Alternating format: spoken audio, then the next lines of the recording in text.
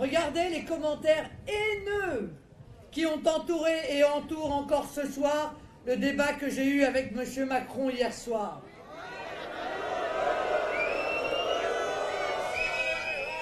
J'ai été à la table de ce débat la voix du peuple, l'expression de la colère de cette majorité silencieuse qui n'en peut plus de l'abandon auquel on la confine. J'ai été la voix du peuple de France qui n'en peut plus que les élites le snobent, le méprisent, le traitent par l'arrogance et le dédain. J'ai été le porte-parole de ces millions de Français.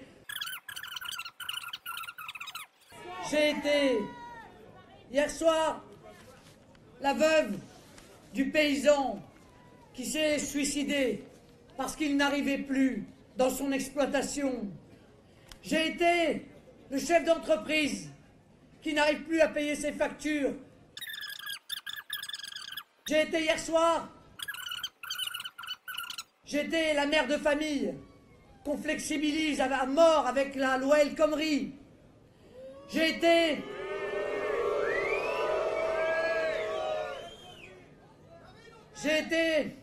ceux de nos compatriotes qui vivent dans des quartiers pourris par la délinquance et par la criminalité. J'ai été la retraitée qui attend un logement social depuis des années. J'ai été le chef d'entreprise qui voit la commande publique.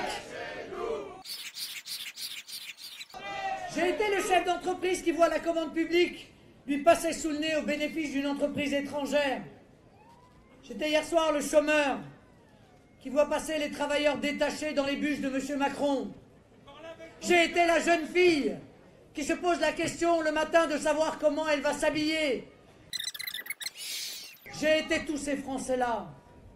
J'ai été la voix du peuple de France qui n'en peut plus.